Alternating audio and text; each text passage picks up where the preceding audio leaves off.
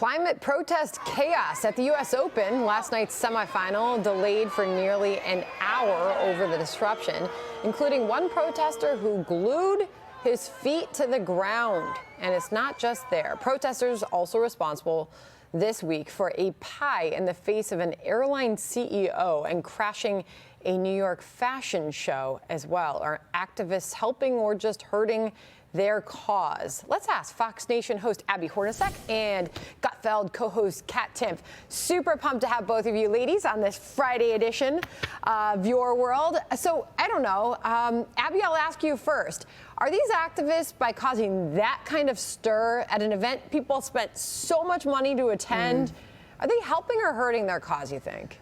I think they're hurting. I mean, this has been going on for years. They've showed up at Wimbledon, at the City Open, so many other sporting events, the hot dog eating contest, apparently New York Fashion Week. But all we end up talking about is the guy who glued his feet to the ground, or the guy in London who lit his arm on fire and tried to rush the courts. None of it really makes sense. And what I've learned just as being an adult is if you treat someone else with respect and try to have a conversation with them, they will also respect you back and listen. But when you have things like this, people end up not listening. It's just so silly. And those seats are expensive, to your point. They could have taken that money instead of spending money on those tickets and maybe donated to a cause that helps combat climate change. Kat, I wasn't there last night, but had I been, I would have been really upset with the, nearly hour-long delay. You're already there late enough.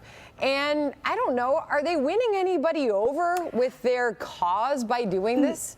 No, they're not. And look, something that I have learned as an adult is if you are trying to be convincing in an argument, whether it's for your climate cause or you're talking to your partner or you're talking to a colleague, the first thing you want to make sure you're doing is appearing sane. Right? If you are sane, then people are going to be more likely to want to listen to you. When you engage in this sort of kind of unhinged craziness that I'm sure everybody there is thinking, yes, all those things you said, I'm annoyed, I paid for this, but also I could never imagine behaving that way.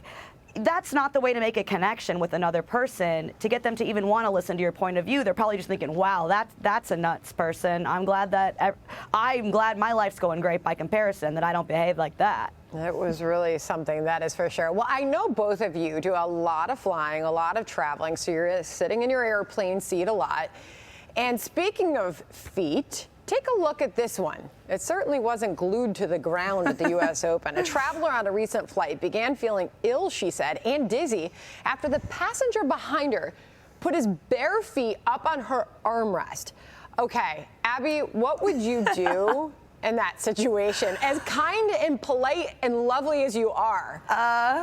That's very nice of you, Sandra. I am the kind of person who would sit there for an hour and be upset about it, but I would not have the heart to say anything to him. But maybe you bring a little feather and you tickle the bottom of his foot, or play like this little piggy went to the market and try to deter him. But what I will say is God bless flight attendants, because I think how this ended was she eventually flagged the flight attendant. They have to have the worst conversations with people. So I would probably do the same, or I would just bear it. I feel like Kat might have done something different. Kat? Yeah. I would turn around and I would stare. I would stare at this person and I would say, what happened to you in your life? I just want to know what happened to you in your life that you think this is acceptable.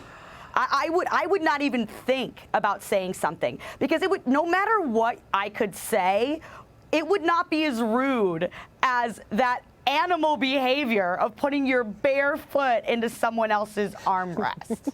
This is so gross. I can't even handle it. But I know, Kat, you've tweeted out a lot of things that have happened to you on your flights. Yes. Like people bring all their hair over the seat, so it's like dangling on your tray.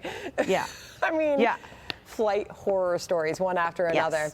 Yes. Ladies, thank you so much. I hope that you have a fabulous weekend, and I hope we can all forget just forget the foot.